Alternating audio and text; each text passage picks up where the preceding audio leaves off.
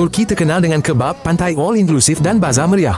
Namun, tahukah anda Selat Bosphorus di Turki berfungsi seperti sungai dua tingkat?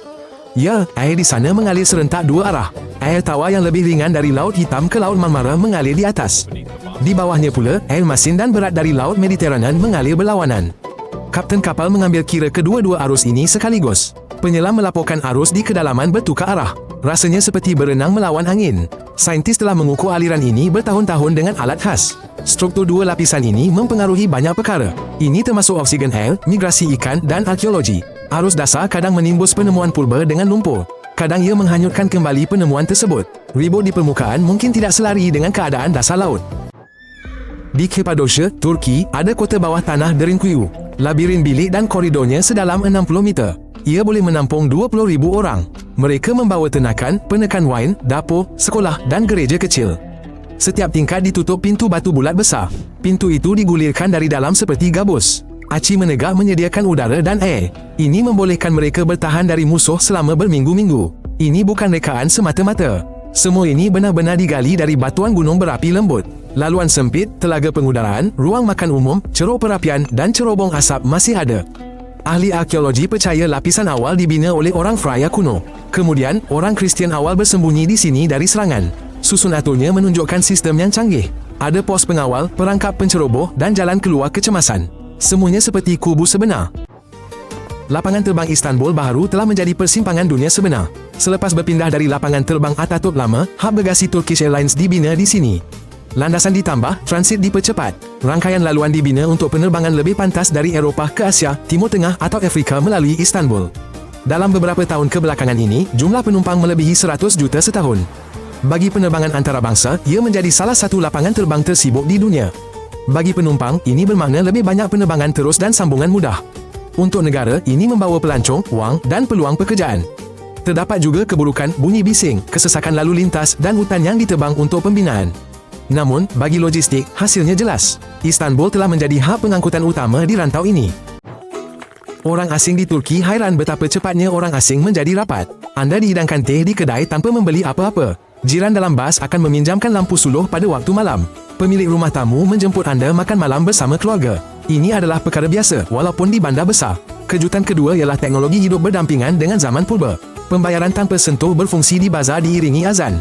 Lebuh raya laju melalui tembok Rom dan rumah agam kayu di Bosphorus. Gabungan ini menjadikan negara ini mudah difahami oleh pelawat. Masa lalu tidak tersembunyi di muzium, ia wujud berdekatan. Dalam sehari anda dapat melihat masjid abad ke-16, pejabat syarikat pemula dan tapak arkeologi tanpa kehilangan rentak bandaraya. Inflasi di Turki bagai roller coaster. Harga naik mendadak, lira jatuh. Kemudian bank pusat bertindak keras. Mereka cuba sejukkan ekonomi. Kedai tukar tanda harga terlalu cepat. Pelanggan tak sempat membaca. Pelancong rasa harga murah. Tapi bagi bisnes tempatan, ini cabaran. Mereka perlu kira semula import. Berunding dengan pembekal. Kekalkan pekerja dan mutu. Orang ramai belajar hidup dua realiti. Hari ini harga lain, bulan depan lain. Strategi hidup pun muncul. Simpan wang dalam dolar atau euro. Beli barang penting lebih awal. Cari jualan murah dan rancang perbelanjaan jangka pendek. Paradoksnya, ekonomi masih tumbuh. Ini didorong pelancongan dan perkhidmatan kuat. Walaupun begitu, kesannya terasa di setiap dompet. Di Istanbul, kucing jalanan bukan masalah, tetapi sebahagian kehidupan kota. Penduduk tempatan memberi makan, sukarelawan menyediakan tempat tinggal. Pihak berkuasa bandar menyokong program vaksinasi dan sterilisasi. Tiada tangkapan beramai-ramai berlaku. Jadi, kucing tidur lena di tingkap butik mewah. Barista beri susu dan tiada siapa terkejut. Sebuah dokumentari, Kedi, mengenai persahabatan kota dengan kucing ini menjadi fenomena. Pelancong datang melihat kucing-kucing ini. Kawasan pesisir dan lama hidup bersimbiosis dengan mereka. Penjagaan mereka adalah budaya tempatan. Aturan lembut, saling membantu dan hormat jiran kecil sebati dalam kota ini. Rakyat Turki minum teh paling banyak di dunia per kapita. Dari ladang teh Laut Hitam di Rize hingga cawan kecil di setiap pejabat, kedai gunting rambut, pelabuhan dan pasar. Teh adalah pendorong kehidupan harian dan pelincir sosial. Di kawasan bandar, penjual teh bergerak laju dengan dulang antara kedai dan bengkel.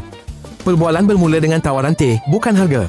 Kopi juga digemari. Namun, teh menyatukan orang asing, melembutkan tawar-menawar dan mengubah rehat 5 minit menjadi ritual. Samovar sentiasa ada di stesen keretapi. Tanpa teh, urusan terasa tidak lengkap, perjalanan lebih panjang dan hari kosong. Di sini, minuman ini adalah cara untuk bersama, bukan sekadar kebiasaan. Hagia Sophia telah menjadi Katedral Bizantium, Masjid Uthmaniyah dan Muzium Republik selama 1,500 tahun. Pada 2020, ia kembali berfungsi sebagai masjid. Mozaik Kristian ditutup hanya semasa solat. Selain waktu itu, kuil ini terbuka untuk pengunjung. Kontroversi berterusan. Ada yang melihatnya sebagai pemulihan keadilan. Mereka juga anggap itu hak negara untuk membuat keputusan sendiri. Lainnya melihatnya sebagai tamparan kepada konsep muzium sebagai ruang budaya dunia bersama. Walau apapun, ini adalah simbol keseimbangan. Ia antara tradisi dan pelancongan global. Tujuannya adalah mengekalkan kesucian bagi penganut. Juga, menerima tetamu dan menjaga maruah di dalam negara.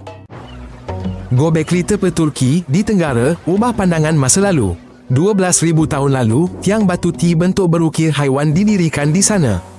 Ini jauh sebelum tembikar, roda atau pertanian wujud.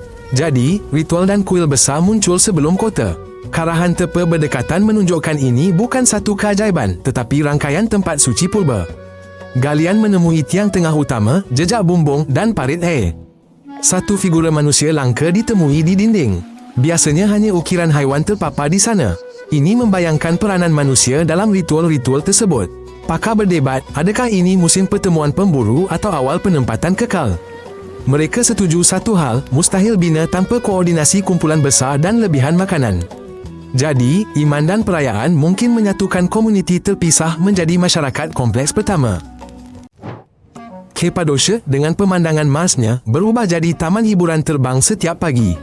Ratusan belon udara panas naik hampir setiap pagi ketika musim.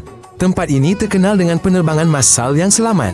Angin stabil, laluan teruji, lesen ketat dan pembatalan jelas jika ada risiko tiupan angin. Pemula sering memilih penerbangan pertama di sini. Mereka kemudian kembali lagi bersama teman-teman. Di sebalik pemandangan indah, ada disiplin ketat. Pasukan darat memantau trajektori, juruterbang jaga jarak dan ketinggian. Statistik insiden serius sangat rendah untuk ratusan ribu jam penerbangan. Pemandangan asing tidak menakutkan, malah dianggap pengembaraan yang mampu dinikmati. Ini 10 fakta tentang Turki. Jika anda belajar sesuatu yang baru, like dan langgan. Jangan terlepas siri tentang negara menarik seterusnya. Bye!